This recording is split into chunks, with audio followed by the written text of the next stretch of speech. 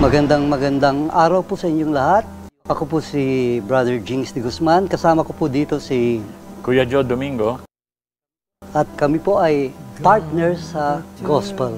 Kaya po kami partners sa gospel kasi pag nagkita po kami for many years, wala na po kaming pinag-uusapan kung hindi ang salita ng ating Panginoon, salita ng Diyos.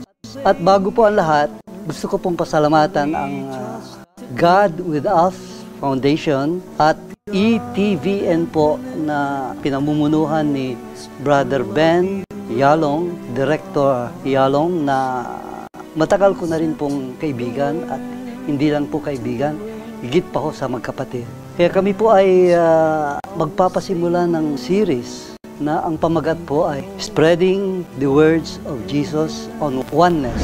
Beginning was the Word, and the Word was with God, and the Word was God. God, Word, they are one. He was with God in the beginning. Then John continued to reveal creation. John wrote, All things were made through him, and without him nothing was made that was made. In him was life, and the life was the light of men. Sa Tagalog po, pagkalat ng salita ni Jesus tungkol sa pagiging isa o pagkakaisa. Mayaman po ang Tagalog sa salita. Ano, Kuya Joe? And so Paul, who was chosen by God to preach this oneness, said, For as the body is one and has many members, but all the members of that one body, being many, are one body, so also is Christ. But now God has set the members, each one of them, in the body just as he pleased. Much rather, those members of the body which seem to be weaker are necessary, and those members of the body which we think to be less honorable, on these we bestow greater honor. But God composed the body, having given greater honor to that part which lacks it, but that the members should have the same care for one another. And if one member suffers, all the members suffer with it. Or if one member is honored, all the members rejoice with it. Now you are the body of Christ and members individually. Jesus further explains this oneness. He said, And lo, I am with you always, even to the end of the age. He never leaves you and me. Assuredly, I say to you, inasmuch as you did it to one of the least of these, my brethren, you did it to me. Jesus says in his own words, He is in you and in me always. He never leaves you and me. If you love me, keep my commandments. And I will pray the Father, and he will give you another helper, that he may abide with you forever, the Spirit of truth, whom the world cannot receive, because it neither sees him nor knows him. But you know him, for he dwells with you and will be in you. A little while longer, and the world will see me no more. But you will see me. Because I live, you will live also. At that day, you will know that I am in my Father, and you in me, and I in you. We are in oneness with Jesus. Then Jesus prays to our Father.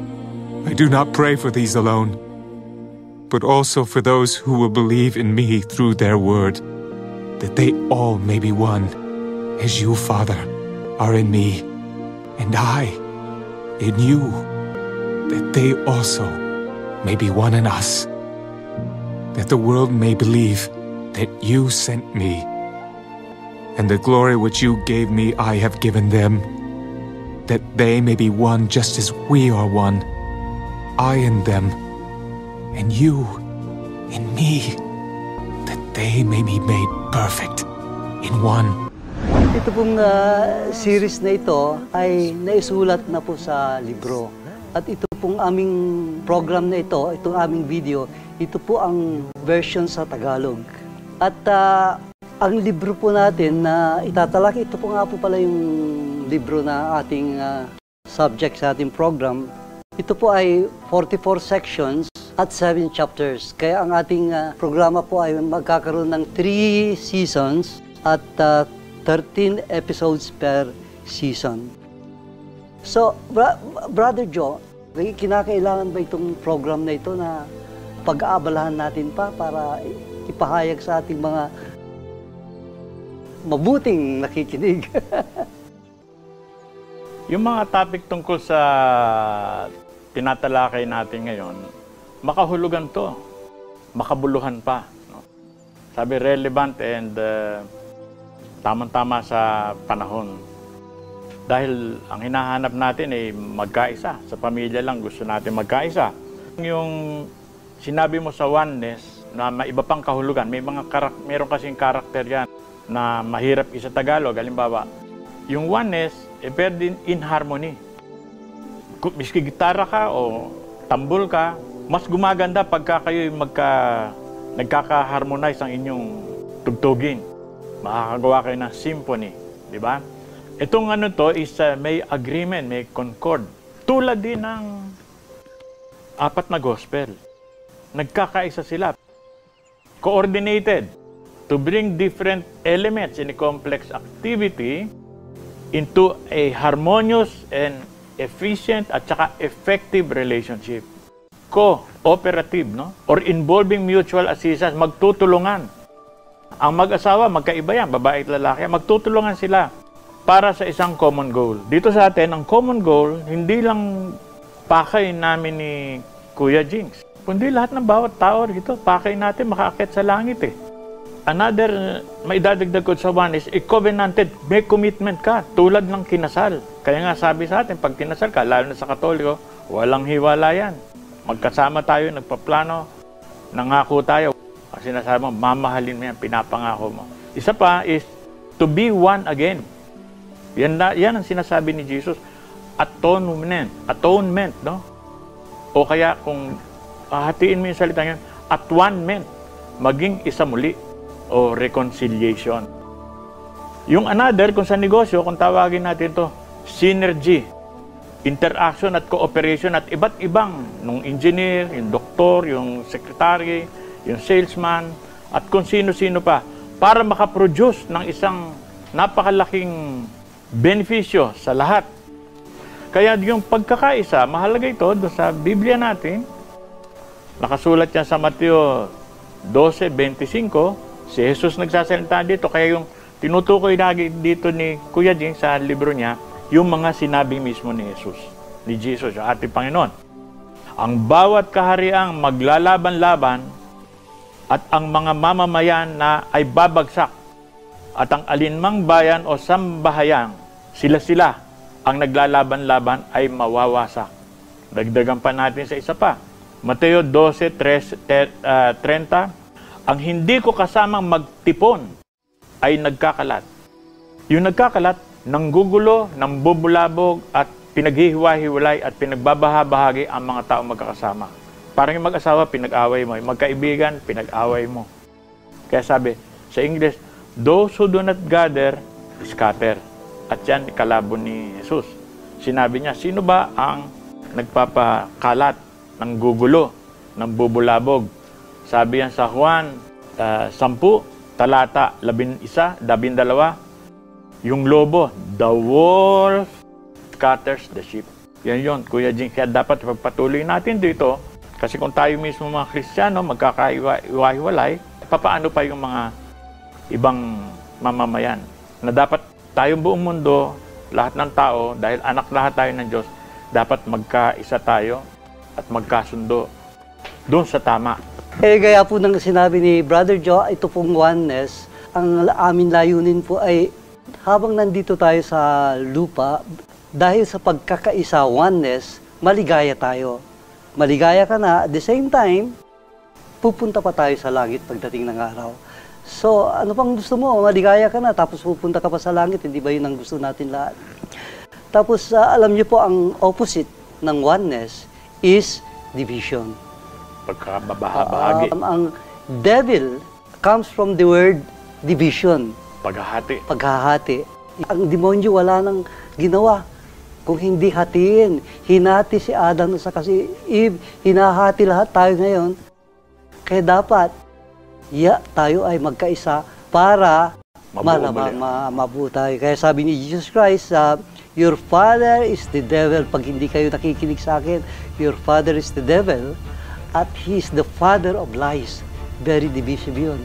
Sa totoo lang po bago namin ma-conceptualize itong program kami nila Direct Brother Ben, nararamdaman ko po na pinipigilan tayo nitong Diyan na ito, brother. Okay. So, ito pong ating episode 1, umpisan po natin sa introduction na oneness, ito pong sinasabi. Sa buhay po natin dito sa mundo, hindi natin alam kung anong nangyari sa atin o nangyayari nung bago tayo pananganak, before we were born. At alam din po natin na pagdating ng araw, tayo sa kabilang buhay, mamamatay. Mga ilang tao po naniniwala na pag namatay ka na, tapos na buhay mo, wala na. Kaya yung pong mga yun, karamihan sa kanila, natatakot mamatay. Yung po namang iba, meron silang idea, sabi nila merong eternal life, lalo-lalo din mga Kristiyano. Kaya lang, mukhang ang pagkapaniwala nila ay hindi buong buo. Kaya marami rin sa kanila ang hindi natatakot mamatay. Kung alam nila na magandang buhay doon, pero natatakot pa rin mamatay kasi medyo siguro ang faith kulang. Ikaw, Brother John, natatakot ka ba mamatay? Hindi nakakatakot mamatay kasi kung iisipin mo na mas maganda ang paroroonan mo. Doon tayo kailangan magkaroon ng paniniwala o pagtitiwala. At kung ano ba yung sinabi ni Jesus doon? No? Ngayon, ano ba yung kamatayan na yan? Mababahagi natin ang tao sa balat ng lupa sa dalawang klase. Muna, pero marami yan Yung isa, yung mga tawagin yan sa English, mga nihilist. Ang paniniwala nila, pag namatay na, wala, basta wala. Annihilated nga sabing gano'n. Yan doon ang galing ang word na annihilated. Yung mga taong yan, habang nandito sa mundong to, mas gusto nila sabi, enjoy na tayo rito. Gano'n ang niya, tapos wala ka na maasahan. Pero may isang grupo ng tao na karamihan to sa buong mundo, sa iba't ibang klaseng relihiyon na paniniwala, kung tawagin nyo, naniniwala sa creationism.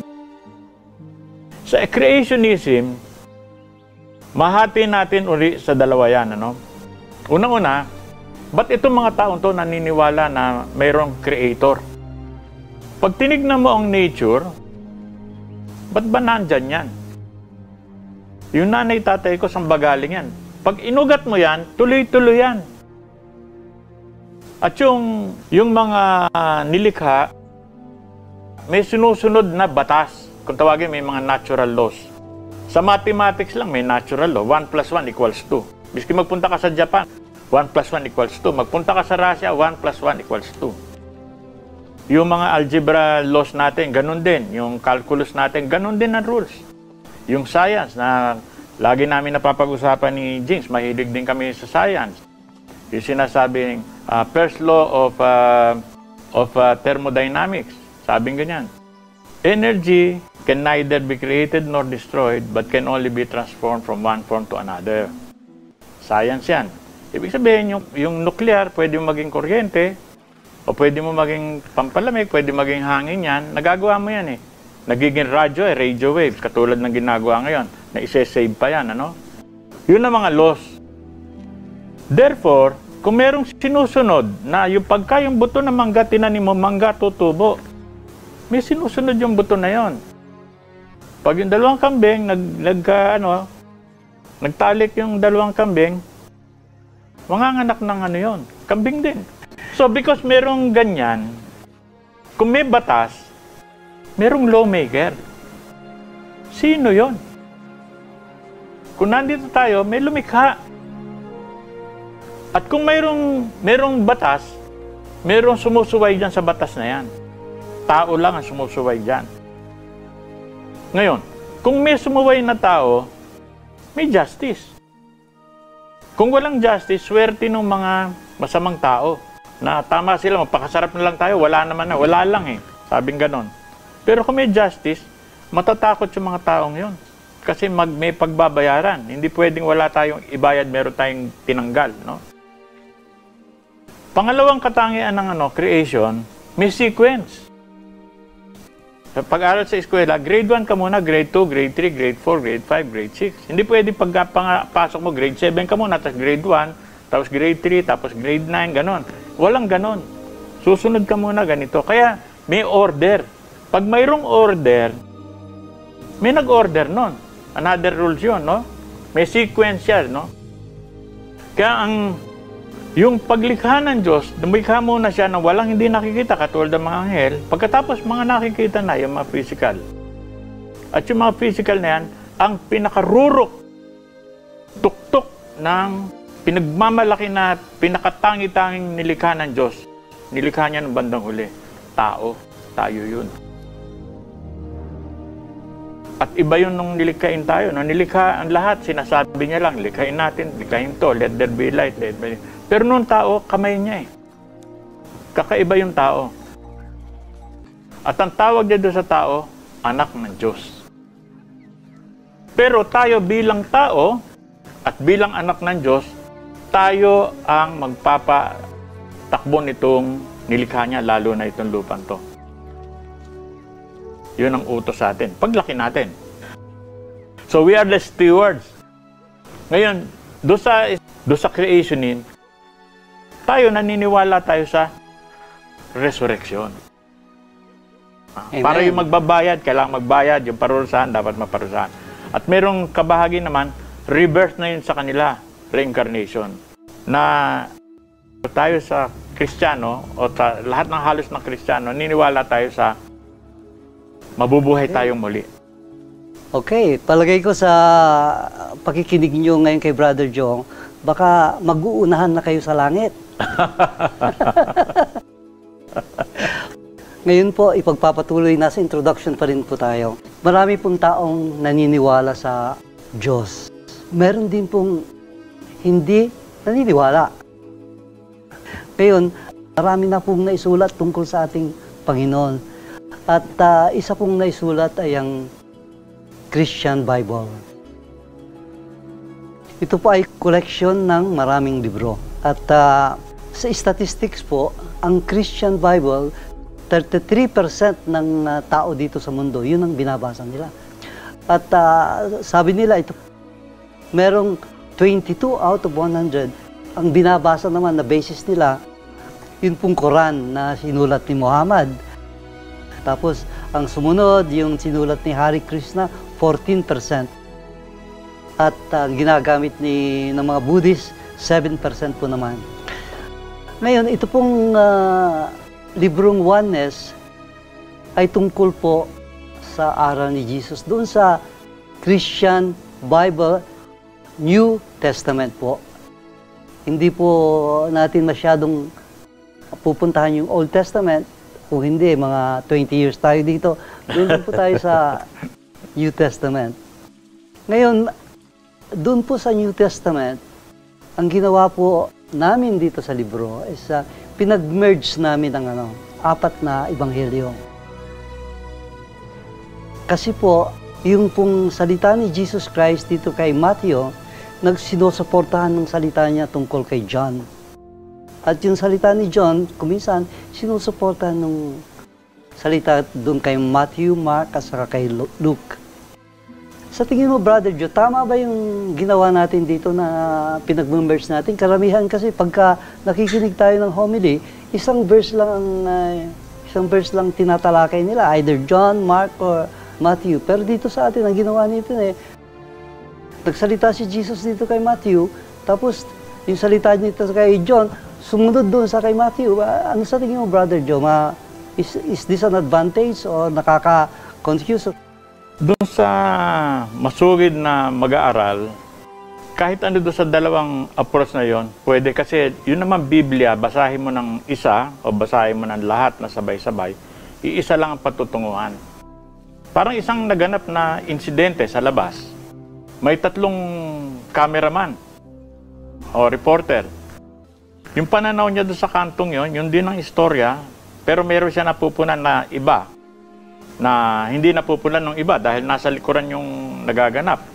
Tapos itong nakapaligid, yung 2 pang cameraman, sabihin natin San Marco yung nauna, itong si San Mateo dito, tapos si San Lucas doon ang camera niya.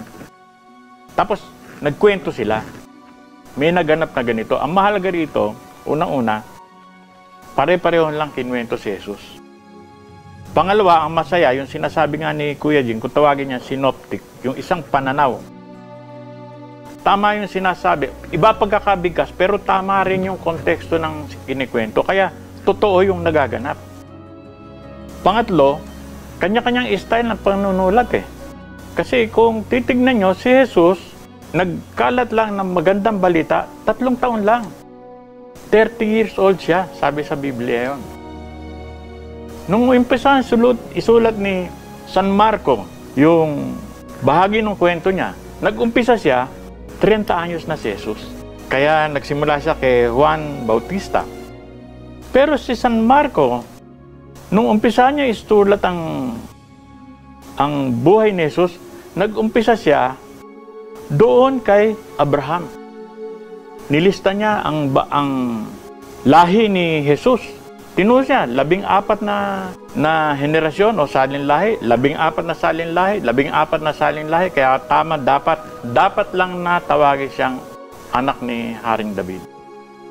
Etong si San Lucas, nag-umpisa naman siya panahon ni Adan, sa panahon ni Adan. At sa bandang huli, si Juan, nag-umpisa siya bago pa magkaroon ng paglilikha ng creation. Napakaganda niya kasi mas malalalim, kaya huling-huli si San Juan eh. Pero lahat siya makakapulot tayo dyan. Pero mas maganda na basahin to sa pananaw ng mas maraming witness. Sabi ko po kanina na kami ni Brother Joe, wala na kaming pinag-usapan kung hindi gospel. Wala na talagang iba. Pagkita namin parang na kaming parot, puro gospel ang pinag-uusapan namin. Bakit po namin pinag-uusapan ng gospel? Kasi kami pong dalawa ay parang nakapanood ng napakagandang sine. Kayo dyan pag nakapanood kayo ng magandang sine, napanood nyo na pareho, pinagkwekwentuhan nyo pa. Tapos kakain kayo, pagkwekwentuhan nyo pa yung sine. Tapos kung maaari, panuorin rin nyo uli. Wala nang katapos ang pagkakwento yung magandang sine. Ito pong magandang balita. Talaga pong parehong nagagandahan kami nitong aking partner sa gospel na maganda. It's too good to be true. Wala na po kayong napanood na sining mas maganda pa dito. Too good to be true. Sa katunayan nga po ang buhay ni Adan at saka si Eve, nakakainggit. Too good to be true, hindi ba? Kung binabasa ko hindi ko, ginaganyan ko na yung libro kasi naiinggit ako. Napakaganda yung buhay nila sa, too good to be true, kaya lang. Nandyan na si Divisive One. Si Devil sabi niya, ano? Sabi niya nga. Pag inugat natin yung yung malaking problema, 2,000 taon na problema o higit pa, pambihira, ang dali lang palang ibalik natin yung bawat isa sa atin, maibalik natin na makatutungo tayo doon sa langit, sa pamamagitan ng mga iniwan ni Jesus. Pag pumunta kayo doon sa Genesis chapter 1 at chapter 2, kung paano dinaan ni Satanas na pabagsakin yung 2 mag-asawa na yon, yung naganap doon. Doon sinabi sa Genesis 3:14-15, kayo ng babae ay laging mag-aaway. Ang binhi mo at binhi niya ay laging maglalaban.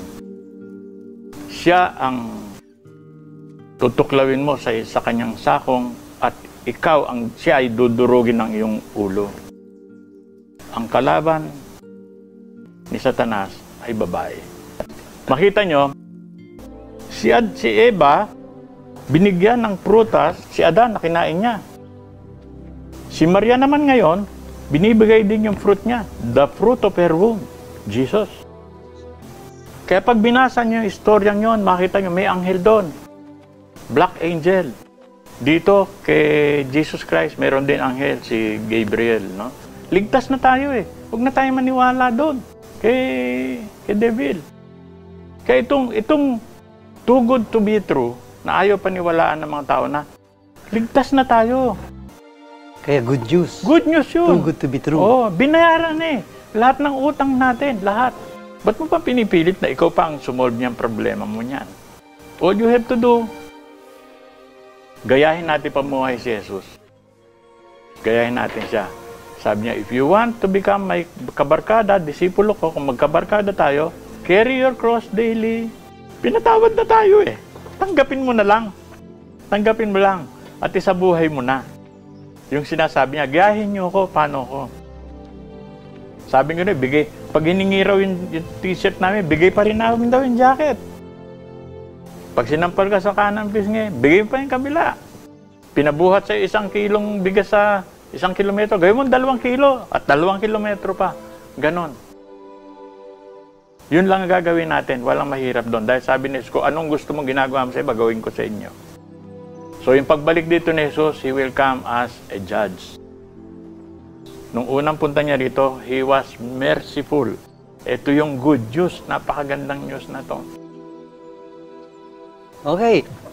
Yung sinabi mo, saka sinasabi natin dito na good news, sa katotohanan lahat ng pastor, pare, saka alam na nila yun eh. Di ba? Parang kabisado na rin nila, mga preach sila. Pero, nagkakaroon pa rin ng iba-ibang paniniwala, iba-ibang relihiyon, samantalang binabasa naman natin ay iisa. Pagka nagkakaisa tayo lahat, nasyon at saka, di wala ng gera, maganda na sana. Kaya itong programa natin ay tungkol po dyan sa pagkakaisa. Para magkaisa tayo lahat, may tahimik, wala ng gera. Pero bakit napakadaming relihiyon, samantalang iisa naman ang ating binabasa na nakasulat bilang Kristiyano? Unang-una, doon sa pagdami ng ating mga wika. Pangalawa, sa uri ng pamanalita natin, halimbawa kung magkikwento tayo. Pero tignan mo ha, kung hindi siguro nagsasalita yung mga tao, hindi nagsasalita yung tao, halimbawa meron na disgrasya, makita mo yung mga tao kung saan pupunta ron eh. Tutulong yun eh. Yung may magandang kalooban, tutulong yun. Hindi natatanungin, Katoliko ka ba? Pinakita na ni Jesus yan, Samaritano, di ba? Yung 2 pare dumaan, pinabayaan yun. Yung maya dumaan, pinabayaan. Pero yung Samaritano, na ibig sabihin pagano, dumaan doon, kinuha yung ginulpi ng mga bandido ron, dinala doon sa isang matutuluyan at binili niya, gamutin niya yan, babalikan ako. Kung kulang pa ang binayad ko, babayaran ko pa uli. Yan yung sinasabi sa atin. Dahil dapat tignan natin yung kapwa natin sa dapat nating sa uri ng pagkilos ni Jesus sa pangangailangan ng ating kapwa. Kasi pag tinanong mo na yan, inchik ba yan? Amerikano ba yan? Itim ba yan? Racist na tayo. Hindi, ba't mo tinutulungan yan? Nangangailangan eh.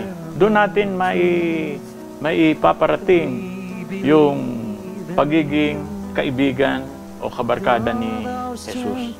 Tayo magiging Jesus para sa Kanya. Kaya pag akyat natin sa langit, di ka naman tatanong, kanong member ka ba? Di ba ang tanong niya, nung gutom ako, pinakain mo ba ako? Kaya yung pagkakaiba natin, kasi sinulayan na tayo, ay, mga protestante, ay, mga katoliko, ay, mga ganito, ganyan, di ba? Kristiyano ka nang ay. Sa buhay na lang natin pagiging Kristiyano na sinasabi ni Jesus, hindi na tayo malalayo doon sa hinahangad natin na kapayapaan. Yung puso natin na taimtim at malinis nating pagtulong dahil nangangailangan ng tulong, yun ang hinahanap sa atin ni Panginoon. Brother Joe, napakaganda ang iyong paliwanag. Talagang hindi maawat. Kaya lang... Masaya talaga. Kaya ang oras natin, may marami pa tayong darating na episode. Kaya kami muna ay pansamantalang magpapaalam at maraming salamat sa ating mga tagapanood, ang ating crew, Brother Celso, Brother Ronnie, Brother Ben, at makinig po kayo sa amin uli sa susunod na episode. Sige po, sa susunod na pagkakataon, magkita muli tayo sa susunod na pagkataon.